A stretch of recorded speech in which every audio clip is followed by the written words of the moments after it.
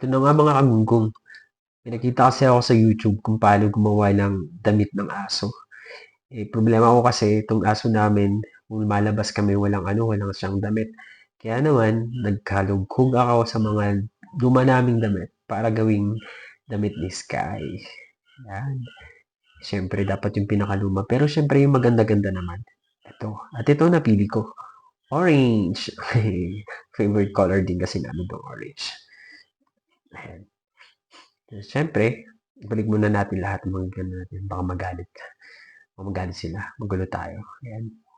Tapos yan, siyempre, sinukat ko muna kay Sky kung kung kung gaano ba kalaki, kung paano ba talaga yung tamang sukat. Kaya, dapat sigurado tayo kung baka naman masikip, baka naman masyado maluwang. Yan. At sure na ako sa gagawin ko, tulad ng ginawa dun sa YouTube, kumuha siya ng round. Kahit anong round naman, sa akin, itong ganun napili ko. And so, kaya kasi medyo mahirap, kaya nilakahan ko na lang yung bilog. Katapos yan, ginunting ko na, base doon sa bilog na ginawa natin. Tapos ang ginawa ko dyan, pinold ko na lang. Yan, pinold ko na lang para siguradong parehas na parehas sila. Para kung anong sukat dun sa kabila, yun din yung sukat dun sa kabila. Diba? Laging kabila. Ayan, syempre, guguntingin din natin yan para, para parehas talaga siya. Ayan. Medyo mahirap nga lang yung paggugunting kasi medyo mapurol na yung gunting natin. Kaya kung ako sa inyo, para hindi kayo mahirapan, dapat yung gunting na gagamitin ninyo ay matalim. Ayan. At syempre, nag-decide din ako na parang pakiramdam ko masyado atang maluwang yung sleeves niya. Kaya ang ginawa ko dyan mga kagunggo ay pinutulan ko ng konti para mas umikli. Ayan, binaliktad ko na nga siya mga kagungggong para naman tahiin na natin. Ako naman, medyo marunong ako sa pagtatahi ng konti kasi tinuruan ako ni Mama Helen. Salamat Mama Helen sa pagtuturo sa akin kung paano magsulsi. Ayan. So, inahanda ko na dyan yung uunahin ko yan yung sa kabilang gilid muna. Ayan.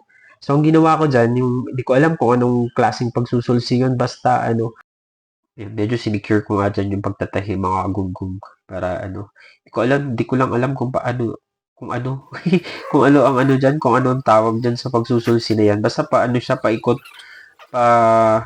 ganun, paikot. Hindi ko alam. Ayan, tapos na. Yan. Siyempre, bago natin yan, ititesting muna natin kay Sky. Yan. Sinuot ko nga yan kagunggo at ayaw niya talagang nagdadamit yan. Pag nadamitan yan, hindi na siya gagalaw. Pero, yan, ayaw niya talaga. Medyo masikip yung damit na nagawa natin. Walang silbi yung ginawa natin kanina. Sinukat-sukat pa natin. Pero, ayaw talaga.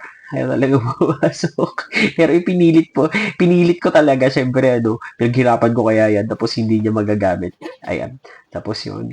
Tapos, tingnan ko kung talaga, yan, medyo masikip talaga. Kaya naman, ang ginawa ko, kailangan natin paluwangin yung medyo sa leeg niya. Medyo masikip yung sa leeg niya. Kaya naman, gumupit ako ng parang triangle. Triangle talaga, hindi parang. Ayan, triangle. Yan, isinulsi ko lang ulit. Bali, ginupit ko yung bandang dito sa may leeg niya, papunta dito sa medyo may batok niya. Yan na nga, tapos ko na. Yan, ready to fitting ulit this guy. At syempre, as usual, ayaw niya magpadamit, kaya humiga-higa pa nga siya. Hirap-hirap ko siyang pilitin na inamit yan. Yan, at least ngayon napatayo ko na siya. Hirap kaya.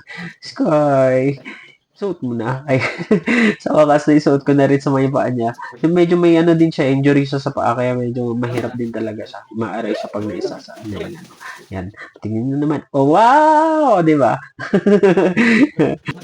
At ito na yung final product. Sana nagustuhan nyo kagunggong. Thank you!